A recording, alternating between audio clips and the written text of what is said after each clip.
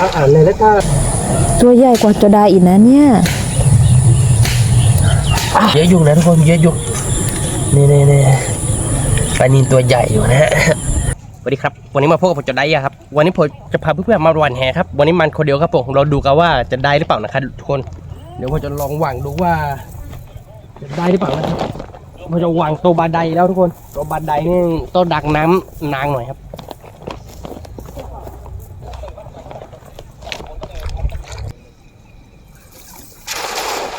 เลยแล้วก็เลยเลิกฮะเลยเลิกไปปากหลาดาบเรา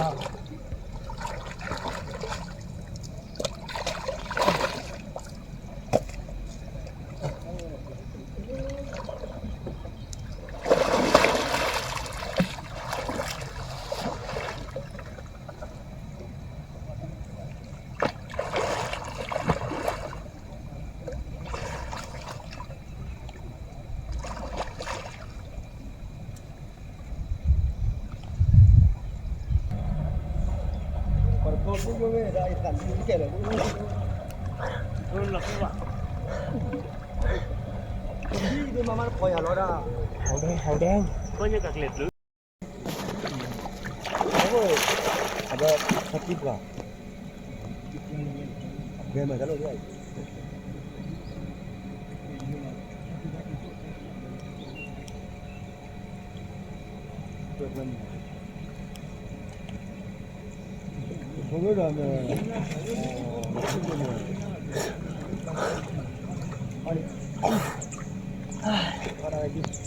นับเลยโอ้ยังกับแม่โบแรงเลยครับเด็กที่สามยัง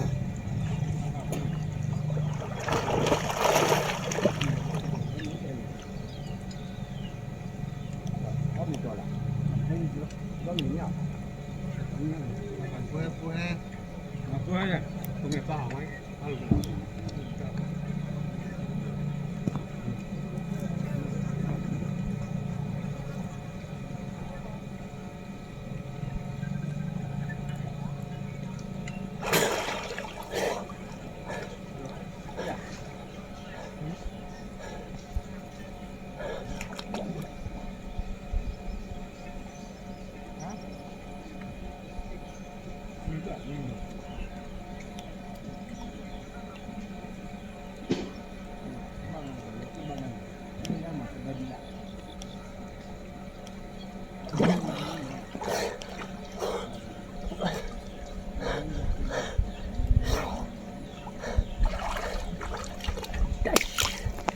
มันยากเถอะตัวใหญ่มากเลยนะคะไซโลค่ะ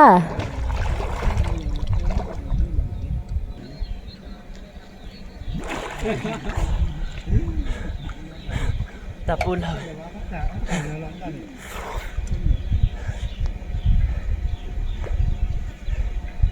เหนื่อย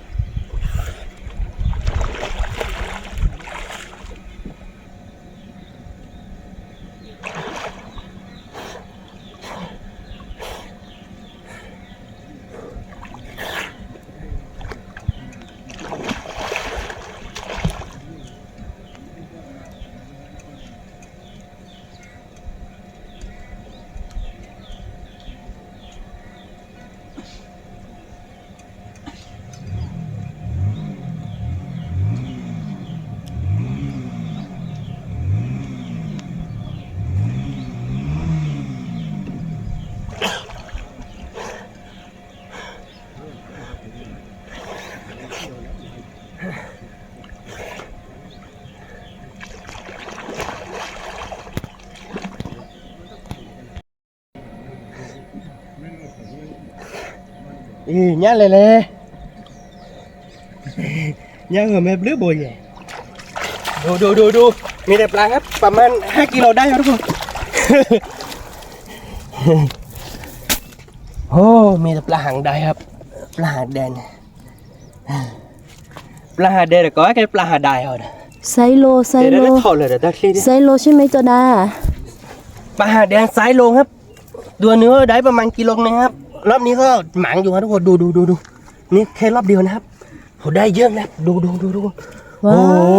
ว โอ้ได้ปลาเยอะจัดครับเยอะจริงๆทุกคนได้ปลาหางแดงครับโอ้นี่ทุกคน รอบเดียวนะครับ ลองดูรอบต่อไปครับ ว่าจะได้เยอะประมาณไหนครับโอ้ที่ต้นครับผม โจดาดีใจไหมคะ โอ้ดีใจสิครับได้เยอะขนาดนี้ครับนี่เราไม่ได้เลี้ยวไว้แต่ว่าได้เยอะขนาดนี้นี่ถือว่าสุดยอดเลยทุกคนนี่เขากำลังลงไปหาปลาครับทุกคน เพราะว่าเขาทิ้งแหไว้2-3 ลานครับทุกคนเขาก็น่าจะได้เยอะนะคนนี้ เพราะเขาเป็นนักเดะครับเขารุ่นลองอยู่ครับทุกคน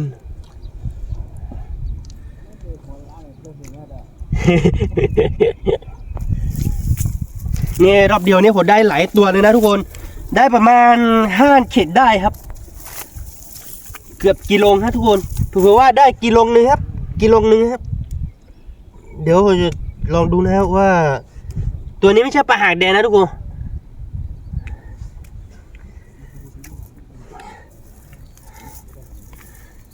อยู่ตะกาใจเยอะดิอ่ะรอญาหัดเขาดิอ่ะมันจะนี่ว่าญาหัดเขาป่ะนี่ทุกคนรอบเดียวนะครับรอบเดียวนี่หลายตัวเลยทุกคนเนี่ยเยอะไหมครับนี่รอบเดียวนะเดี๋ยวผมจะลงอีกนะครับนี่2 ตัวนะฮะ2 ตัว4 ตัว6 ตัว8 ตัว13นะฮะ13นี่ก็ต้องได้ครับเพราะว่ามันไม่ได้เป็นคู่กันทุกคนถ้ามันเป็นคิกเนี่ยมันก็ต้องได้เพิ่มอีกครับโอ้14เป็นคู่แล้วนี่นะเป็นคิกก็เป็นคู่ก็น่าจะได้นะทุกคนถ้าเป็นคู่ก็น่าจะได้อีก เราดูกันนะครับว่าวันนี้จะได้เยอะไหมครับ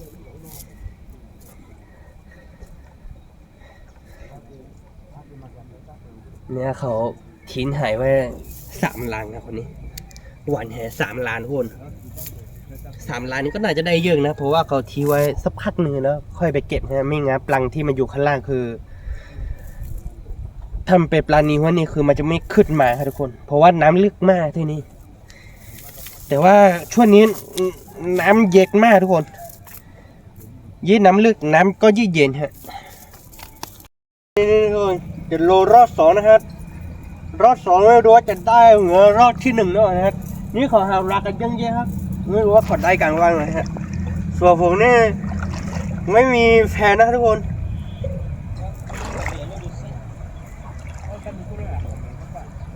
เอามีแฟนเนี่ยขอไปหารักข้างในกันฮะโอ้โหได้เวลาเยอะนะเนี่ย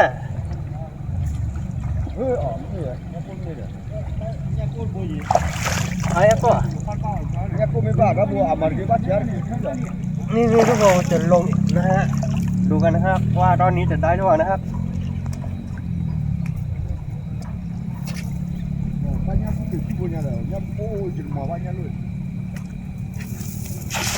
ถ้ากันล่างเราเจ๋งโอ้ได้ใหญ่แต่เราตาเบลเอ้ยกันเลยมาร์บอเชนกัดเกวยเนี่ยโอ้ยาวเพนเนี่ยเราบ้านเราดูกันนะครับ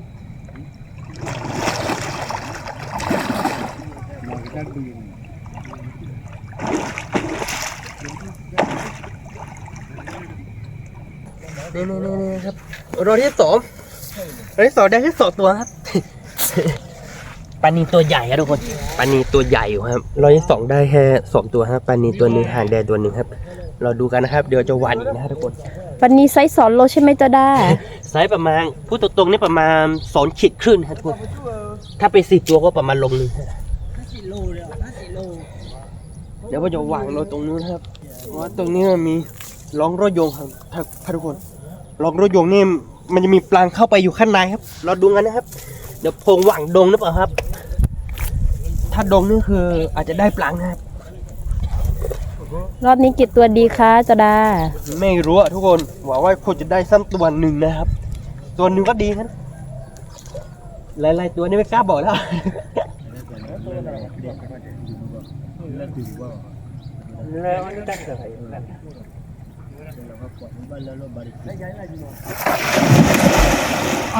ไม่ได้หรอเจ้าบุญเล็กจืดก็ลาบ้าได้เล่าเราบ้าเตยใหญ่โอ้โห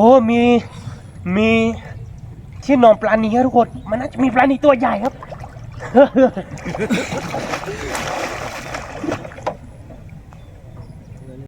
เนี่ยป่ะ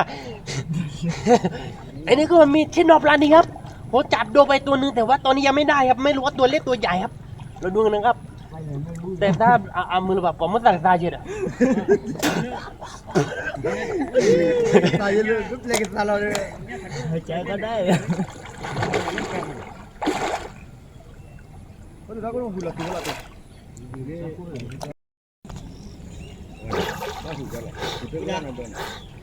วบ้าบ่อยมั้งเพราะว่าปลายังผมไม่หอ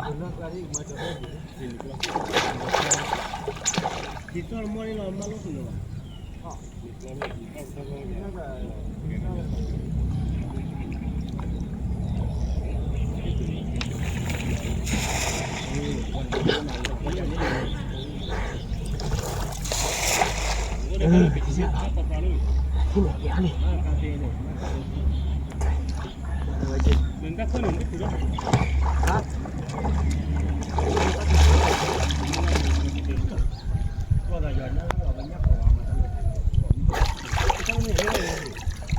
ว้าว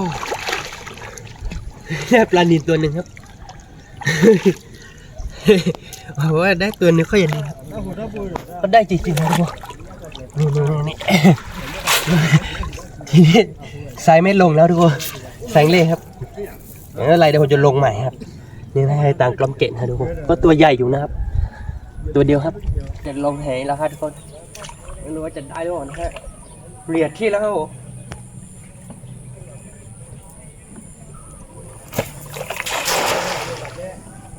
กี่ฟุตอะไรถึงล่างนะเสี่ยวแหไม่กังเลยทุกคนไม่รู้ว่าจะได้ปลาหรือเปล่านะฮะเราดูกันนะครับ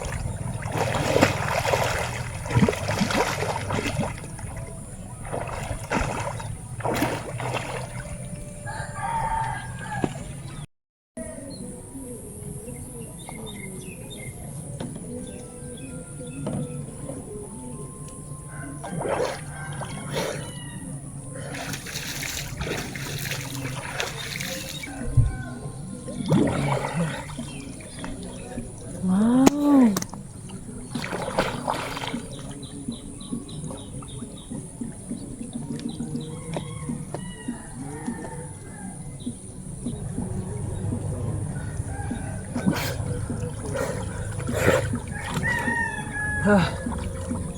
มี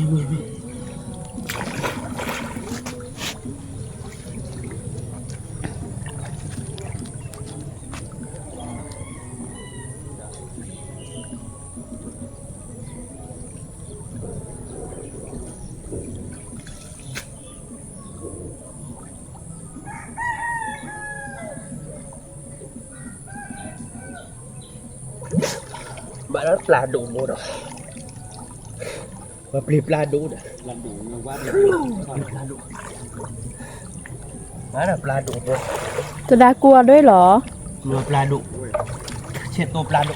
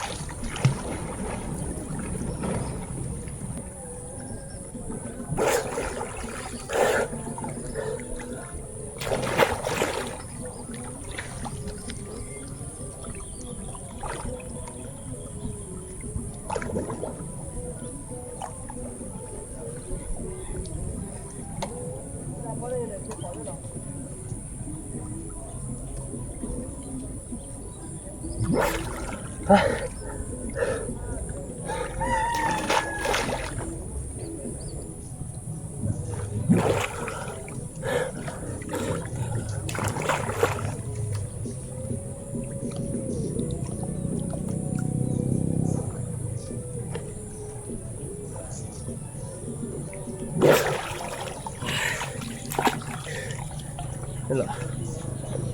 ปลาชอบปลาชอบปลาชอบ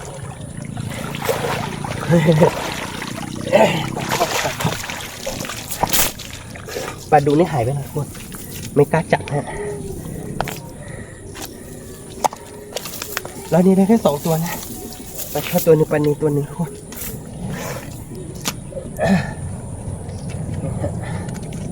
เราจะไหวรอบ2 รอบนะทุกคน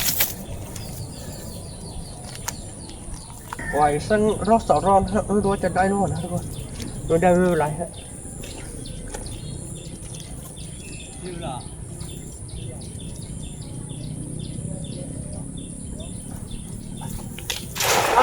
โอ้ยไม่กลางเลยอ่ะ ไม่กลางเลยอ่ะคือมันไม่กลางเลย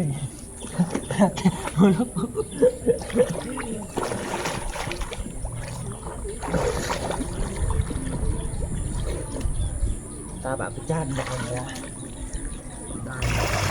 เป็นตัวเล่นด้วยเล่นแค่ตัวเดียวครับผม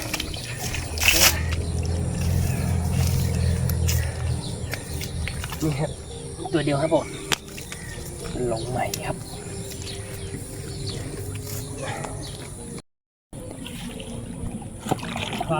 รอบนี้จะเอากี่ตัวคะ ฮะ รอบนี้กี่ตัวคะ ไม่รู้อ่ะยังไม่ได้วางเลยแล้วก็ไม่ถึงผัดขอถ้า1 ตัวก็ยังดี ตัวเดียวเหรอจะได้ ครับเดือดไม่ทำหนังเลยทุกคนได้ตัวเดียวก็ดี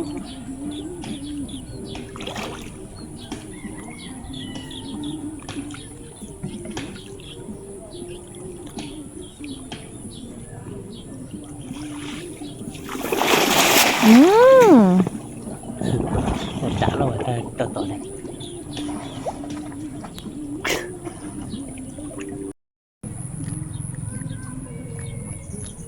ได้ปลาดุครับทุกคนได้ปลาดุตัวเดียวครับตัวเล็กครับนี่ฮะมันไม่ได้ใหญ่เลยทุกคนแค่ตัวเดียวนะฮะรอบนี้ไม่หมักนะครับผม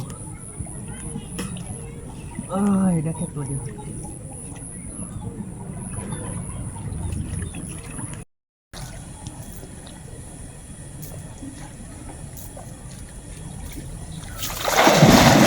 ว้าว เวลาเดียวกันล่านี่ว่าเราชั้นเลย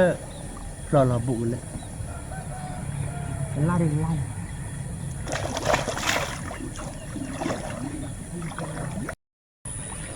ได้ตัวเดียวเหรอครับ ได้ตัวเดียวครับนี่ก็ใกล้จะมึงแล้วทุกคนพระอาทิตย์ตกดีแล้วใกล้จะมึงแล้วเดี๋ยวเอาแหขึ้นแล้วก็จะวางลงตัวนี้รอบนึงแล้วก็จะเก็บกันแล้วไม่รู้ว่าจะได้กี่ตัวเนี่ยท่านผู้ชมชวนให้เพื่อนๆดูว่าจะได้กี่ตัวนะวันนี้ได้น้อยครับทุกคน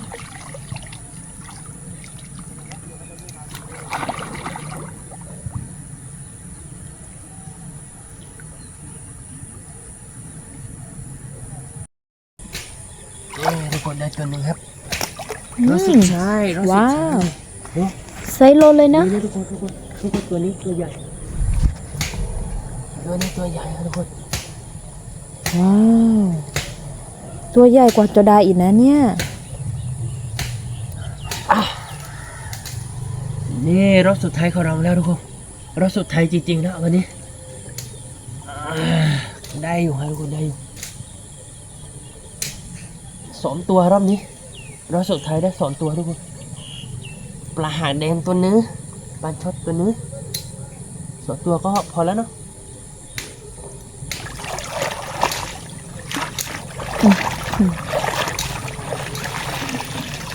โอ้โห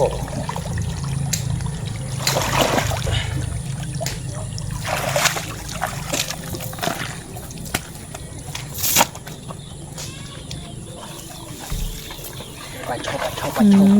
ว้าว ตัวใหญ่มากเลย นี่ทุกคนวันนี้ได้ประมาณนี้นะครับทุกคนมาดูกันนะครับวันนี้ได้ไม่เยอะนะทุกคนนี่ได้ปลาช่อนตัวใหญ่ครับเดี๋ยวไม่ไตนะทุกคนเนี่ย จะได้ นี่รอบสุดท้ายของเรา2 ตัวครับทุกคนรอบสุดท้ายมาดูกันนะครับผมงานของเราวันนี้ ว้าว เยอะอยู่นะ เยอะอยู่นะทุกคนเยอะอยู่นี่ ปลานิลตัวใหญ่อยู่นะฮะ